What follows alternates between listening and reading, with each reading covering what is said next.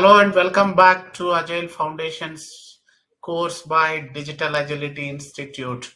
We are very happy to have you back and starting your Agile journey here with us.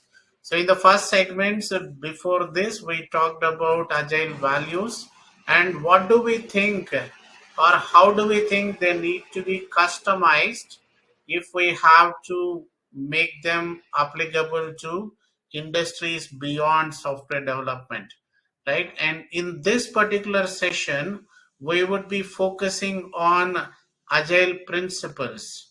So there were 12 principles that were originally defined, and the first of those is about the fact that because we are focused, or agile focuses completely on customer and delivering value, the highest priority of an agile team or an agile organization is always to satisfy the customer. That means customer satisfaction is the highest priority, and we should accomplish this through continuous delivery of value. And even though it talks about valuable software, I'm more making it value, because in the context of software development, yeah, software is what gives value, but in other organizations it may be a service that you are providing, it may be a product that you are delivering, an enhancement that you are delivering to the product. So it could be anything, right? So it could be delivering a kind of let's say delivering a car, right? That also could be one of the elements, right? So that is what we are looking at when we talk about the first principle. Okay, the second principle is about accommodating change, which means we welcome changing requirements even late in developments. And the fact that, and essentially the agile processes or practices we have in place would help us harness that change for giving that competitive advantage to the customer. Again, it is about believing or having that mindset of our topmost priority is the customer. So irrespective of where we are in that journey of delivering value, if there is a change that is required to enable us deliver greater value, or enable us to deliver value which could be more advantageous for the customer, then we should be able to adopt that, right? Adapt to that change.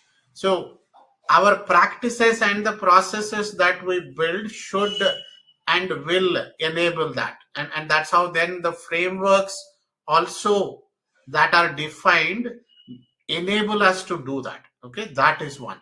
Then the third principle talks about delivering working software frequently, and this is where we were talking about, let's say you refer to a sprint in a scrum, or you talk about iteration in a kanban sense, or you talk about program increment when you refer to scaled frameworks, right? You are talking about agile release trains, or you are talking about scrum of scrums, a nexus framework that you can use. So all those then talk about delivering value every 3 months. So anywhere from an iteration or a sprint of 2 weeks to the 3 month period that we talk about, we should be able to deliver value frequently. That value could be working software, that value could be something else which is within the context of that particular business domain. Okay, so delivering working software frequently from a couple of weeks or to a couple of months, and with a preference to shorter time scale. The earlier you can deliver, the better for the customer. So that is your principle number 3. Next, business people and developers must work together daily throughout the project. And business people, when we talk about business people in the context of development, that is software development, we look at them as our customers. The representatives of the end customers are our business people, the product owners, the product management team, or the business sponsors we refer to. And we should be in a state where we are collaborating with them and making them part of our ecosystem in co-creating the delivery of value to the customers, the end customers. And that is what we are talking about, collaboration here. That is our fourth principle. Rather than looking at them as kind of in a traditional world, if you see, once you complete the business requirements, the only time then you go back to the business people is when you are almost in the user acceptance testing. So in between, unfortunately or fortunately, whatever you want to call it as, the business teams would have little visibility on what is being done to fulfill those requirements. But here, because the business people are part and parcel of the team environment, they are part of the team itself, right? So from that point of view, they are the people who are prioritizing what requirement to deliver, what value it can provide, and that is done consistently every sprint on sprint, or iteration by iteration, or by every program increment. So they are actively involved in prioritizing, defining, and delivering the value to the end customers. So that is our principle number 4. Next, we talk about principle number 5. So here, build projects around motivated individuals and give them environment and support they need and trust them to get the job done. So Agile is all about people. So it's not about building projects around the processes or the tools for us to deliver that outcome of the project. It's about building that delivery system around the motivated teams, high value creating teams, not high performing teams. Even we have moved on from high performing teams, from high value creating teams.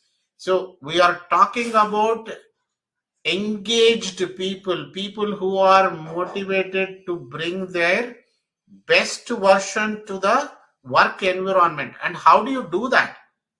Right? You need to create that sense of trust that yes, this is what we want you to accomplish, and you find the ways and means in which you can actually go ahead and get the job done for us, right?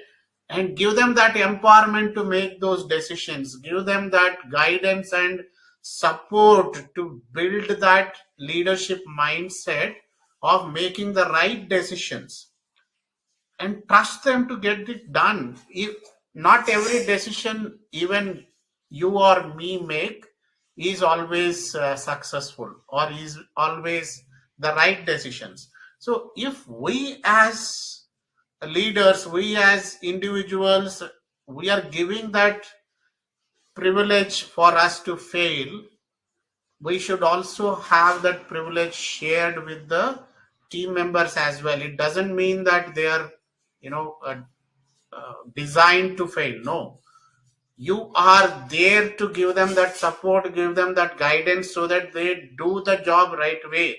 But even after that, if they do make decisions which may not prove to be fruitful, how do we look at that as a learning and then move forward? What have you learned from that failure, or non-value delivering decision, and how can you make better decisions in next time? And that is one thing, right? So that is where build projects around motivated individuals, motivated people in the organization, and give them the kind of environment they need, what we call as the psychologically safe environment, for them to be themselves completely authentically.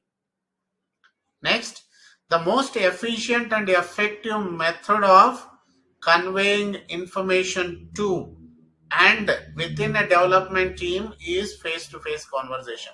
So, this, yes, always we refer to meeting face to face, but in the context of today's world where we are, geographically distributed, even though you are in the same organization, even though sometimes you are in the same country, in the COVID context today, even people in the same city are distributed. So the best mechanism to have a face to face conversation is a video conversation today, right? So have a face to face conversation as much as possible, if possible in person, but if not, have various ways and means that enable you.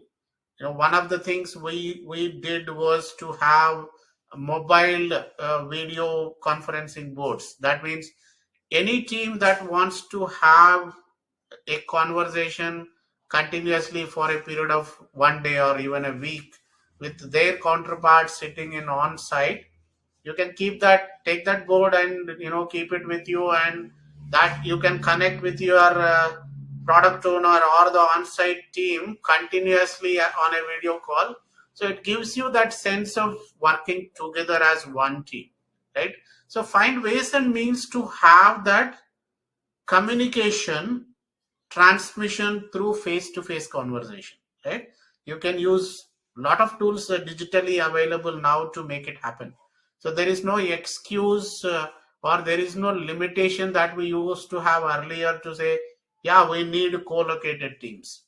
I think co-located teams is a long gone now. It's about how connected we are. From co-location to well-connected teams is what we need to think about. Okay. Then, talking about the next 6 principles, we will look into in the next video, so that you start integrating what we covered so far. In the part 2 of the principles video, we will talk about the next set of principles from principle 7 to principle 12. Hope you are enjoying this course and you are learning a great deal from the discussion so far. And we look forward to seeing you in the next segment. Have a great learning.